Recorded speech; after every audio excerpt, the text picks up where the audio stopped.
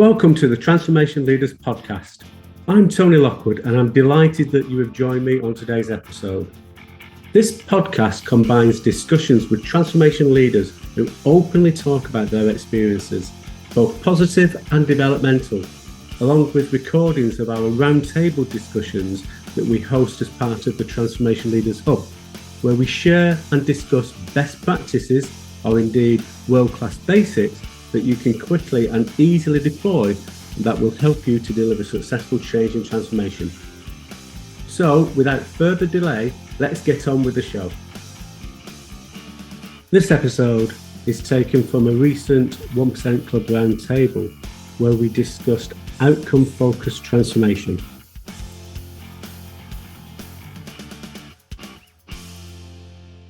So good morning, everybody.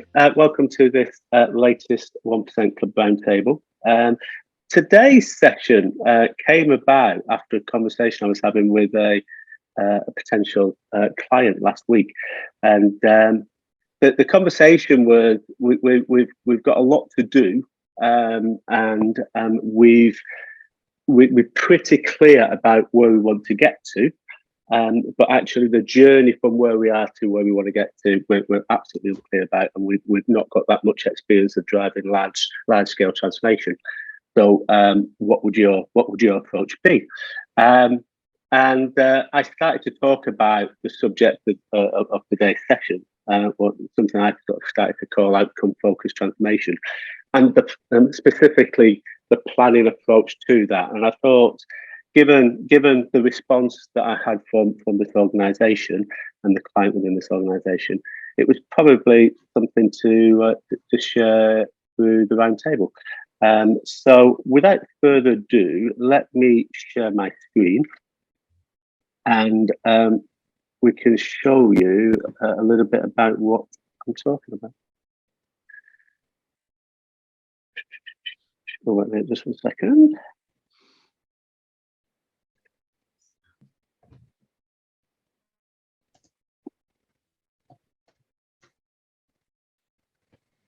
So I should be all set on this until really after all these months. But hopefully you can see that 1% Club outcome focused transformation and the planning approach to that. And again, as we always do, why does this matter? Well, I think the more that we can, as organisations and as advisors to organisations, the more that we can help them to provide, gain absolute clarity around what they're trying to achieve, the vision, and the objectives for the transformation. The more we can help them to do that, the better. You know, it gives that North Star. It allows us to be really clear about where we're heading, and with that North Star, it can help with decision making as we go along in an agile type of world. But it also, I think, that the whole approach focuses upon the why really early doors. Get absolute clarity about why we're making this transformation. And again, what that helps us to do is engage with people and bring people on the journey. If they understand the why, they are much more likely to help to build the what. And with an outcome-focused transformation in the planning approach, it helps us to identify those interdependencies that we need to have in place as we move through the program. Who needs to be involved? But actually, and I'll explain why as we go through the session, it helps us to look at things through a different lens and that sort of innovation-led approach as we go through. And the agile element as we go through, it allows us to really cut through a lot of the stuff that just has built up over many years within organisations that doesn't really add any value.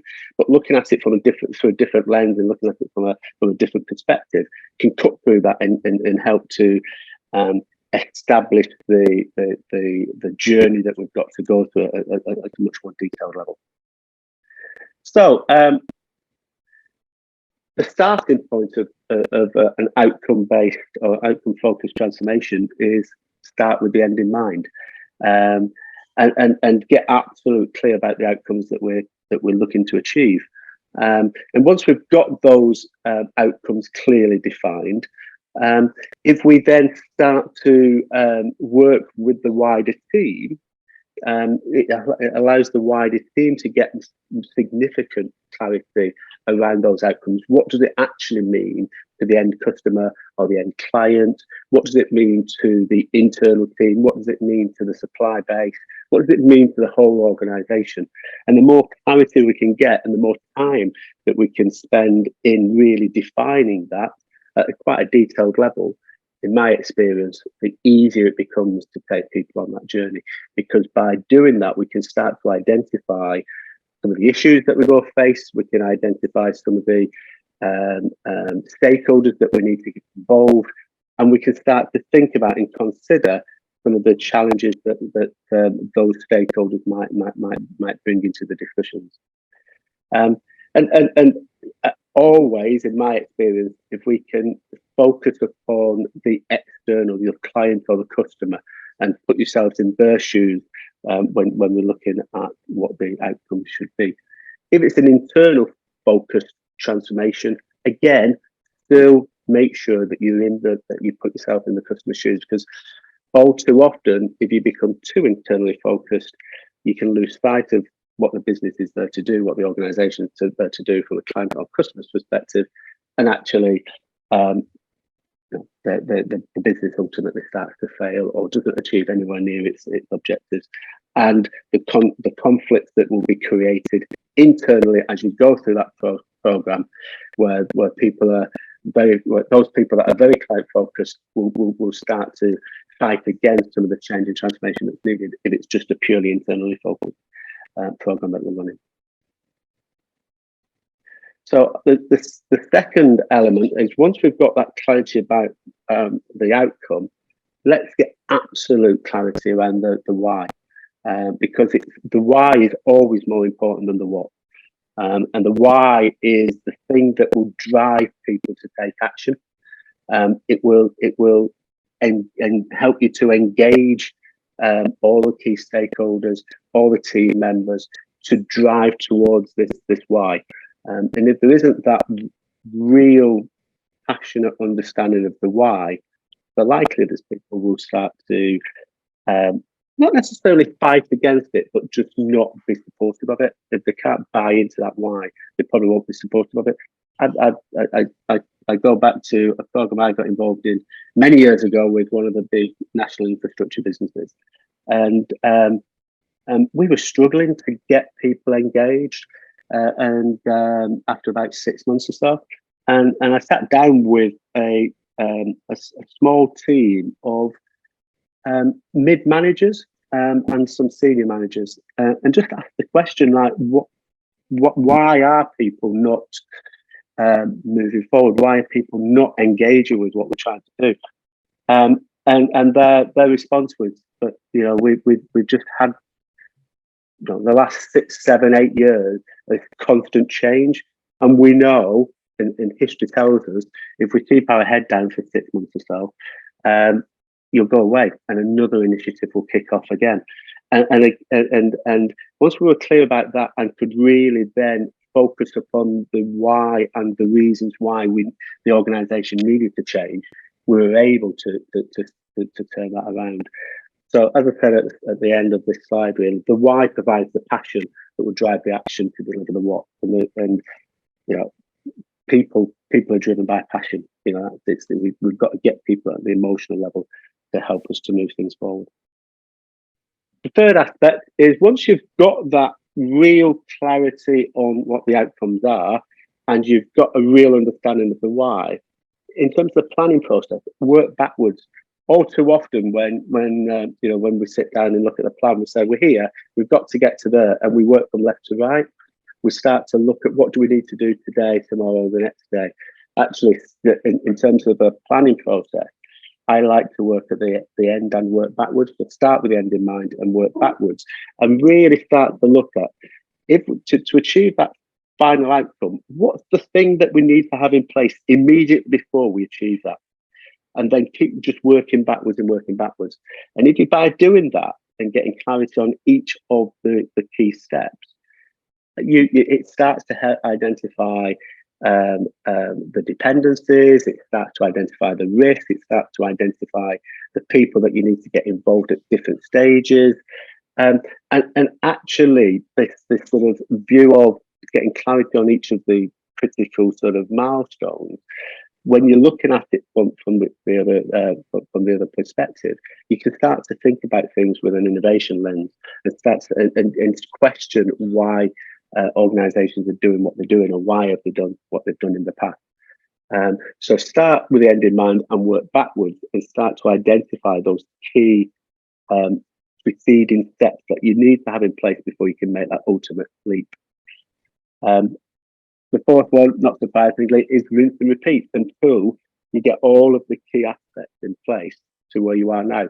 And when I say all of the key aspects, I'm not talking about a 10,000 line plan here. I'm talking about getting to a stage where you've got some high level milestones in key phases of development, but at each one of them, it's the key question is, what do I need to have in place immediately prior to being able to achieve that next outcome? And again, if you start to do that, things will naturally start to group together. And they could be individual projects, they could be individual work streams, but you start to pull things together and start to get a much more visible understanding of where you are now to where you want to get to and the routes that you're going to have to take. The final bit is once you've got that high level milestone plan, then be very agile as you work towards delivering it, because all too often you enter into something, and if you're not careful, the planning process can take on a life of its own. And we all know that, as soon as you put a plan to a paper, the day after it's out of date because stuff happens. So have those key milestones, have those absolute clarity on those interim outcomes that you need to have in place, but be quite agile about what you need to do to get to those.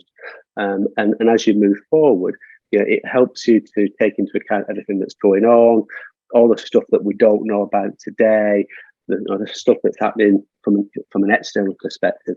That sort of having that agility in delivering each of the individual outcomes is a critical success factor, I believe, and certainly in the stuff that I've been involved in. It just helps engage with people. It helps to start moving people along the journey with an absolutely clear why, a clear understanding of the why, and a clear understanding of the outcomes. But it allows you to focus upon the individual milestones, the individual outcomes that we need to have in place. And gives you the capability to celebrate the successes as you go along in that agile way. So that's my definition of outcome-focused transformation and the planning process. I'll stop sharing now and open it up to the floor and get your thoughts and opinions and experiences. The discussion that follows has been recorded and released inside of the Transformation Leaders Hub. If you wish to join this exclusive community of those working in change and transformation, please go to www.thetransformationleadershub.com and sign up. We have a free member offer available right now.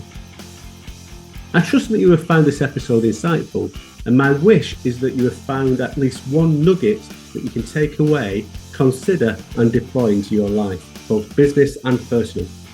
If you've enjoyed the show, please do subscribe and leave us a 5-star rating. It really does help us to share the message to a wider audience. Also, feel free to reach out to me if you have any questions or indeed thoughts on a future episode. My contact details are in the show notes. Once again, thank you for joining me today, and I look forward to sharing more episodes with you in the coming weeks. Bye for now.